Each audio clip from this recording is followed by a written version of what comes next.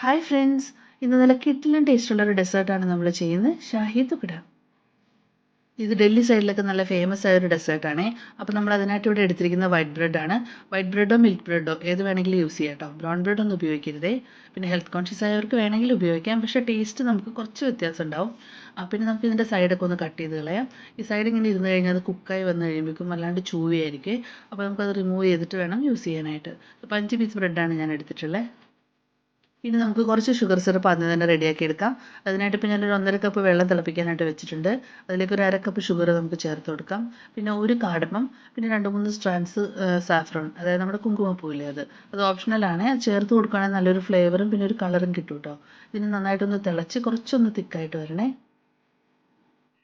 ഈ sugar syrup നമുക്കിനി തണുക്കാനായിട്ട് മാറ്റി വയ്ക്കാം. എന്നിട്ട് നമുക്ക് ബ്രെഡ് ഒന്ന് ഫ്രൈ ചെയ്തെടുക്കണം. അതിനായിട്ട് ചൂടായ ഓയിലിൽ ഞാൻ 2 ടീസ്പൂൺ നെയ്യാണ് ചേർത്ത് കൊടുത്തിട്ടുള്ളത്. ഈ നെയ്യ് ചേർക്കുമ്പോൾ നല്ലൊരു ഫ്ലേവറാണ് ഇതിന്. അപ്പോൾ നമുക്ക് ഇതിൽ നിന്ന് ഓരോരോ പീസസ് ആയിട്ട് ഇതിലേക്ക് വെച്ച് ഫ്രൈ ചെയ്തെടുക്കാം. ഇപ്പോൾ വലിയ പാത്രമാണ്, 2-3 പീസൊക്കെ ഒന്നിച്ച് ഫ്രൈ ചെയ്തെടുക്കാം കേട്ടോ. ഇതിന് തീ കുറച്ച് വെക്കാനായിട്ട് ശ്രദ്ധിക്കണം, കരിഞ്ഞു പോകരുത്. ഒരു ഗോൾഡൻ ക്രിസ്പി ആയിട്ട് വരണം കേട്ടോ. 2 സൈഡ് നമുക്ക് മറിച്ചിട്ട് കൊടുക്കാം.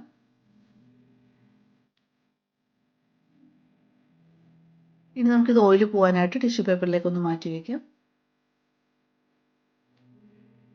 ചെറിയ ചൂടോടുകൂടി തന്നെ നമുക്ക് ഷുഗർ സിറപ്പിലേക്ക് ഈ ബ്രെഡിൻ്റെ പീസസ് ഓരോന്നായിട്ട് ഇട്ട് കൊടുക്കാം.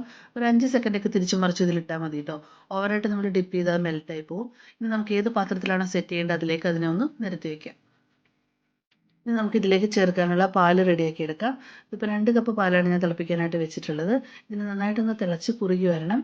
അപ്പോൾ അടി പിടിക്കാതിരിക്കാനായിട്ട് ഇടയ്ക്കിടയ്ക്ക് ഇങ്ങനെ മിക്സ് ചെയ്ത് കൊടുത്തുകൊണ്ടിരിക്കണേ.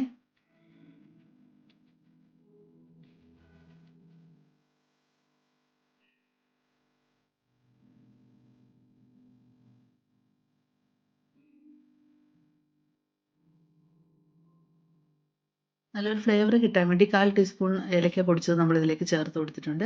പിന്നെ നമ്മൾ കുങ്കുമപ്പൂവാണ് ഇതിലേക്ക് ചേർക്കുന്നത്. അത് 3-4 സ്ട്രാൻഡ് ഉണ്ട്. അതൊന്ന് തിളച്ച് വരുമ്പോൾ നല്ലൊരു മഞ്ഞ നിറമാണ് അതിന്.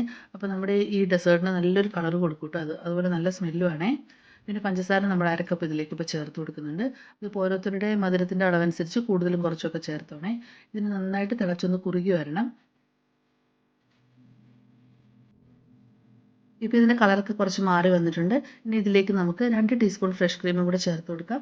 2 മിനിറ്റും കൂടെ നന്നായിട്ടൊന്ന് മിക്സ് ചെയ്ത് തിളപ്പിച്ചെടുക്കാം.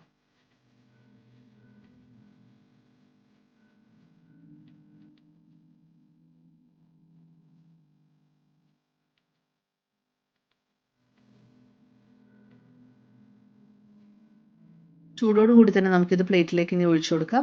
ആ ബ്രെഡിൽ നന്നായിട്ട് സോക്ക് ചെയ്യുന്ന രീതിയിൽ വേണം നമ്മളിത് ഒഴിച്ചു കൊടുക്കാനായിട്ട്. ഇനി കുറച്ച് ബ്രെഡ് പൊങ്ങി നിൽക്കുന്നുണ്ടെങ്കിൽ നമുക്കൊരു സ്പൂൺ കൊണ്ട് പതുക്കെ പതുക്കെ അത് കോരി കോരി ഇതിൻ്റെ മുകളിൽ നന്നായിട്ട് ഇങ്ങനെ ഒഴിച്ചു കൊടുക്കാം. ഇനി ഇത് ഡെക്കറേറ്റ് ചെയ്യാനായിട്ട് നിങ്ങൾക്ക് ഡ്രൈ ഫ്രൂട്ട്സോ നട്ട്സോ അങ്ങനെ എന്ത് വേണമെങ്കിലും യൂസ് ചെയ്യാം കേട്ടോ. ഇത് വളരെ എളുപ്പമാണ് റെഡിയാക്കി എടുക്കാൻ. ഇപ്പോൾ നിങ്ങളുടെ വീട്ടിൽ പെട്ടെന്ന് ഗസ്റ്റൊക്കെ വരുവാണെങ്കിൽ നിങ്ങൾക്ക് വളരെ ചുരുങ്ങിയ സമയം കൊണ്ട് തന്നെ ഇത് റെഡിയാക്കി എടുക്കാം. അതുപോലെ നല്ല കിടിലൻ ടേസ്റ്റാണ്, കുട്ടികൾക്കൊക്കെ ഒത്തിരി ഇഷ്ടപ്പെടും.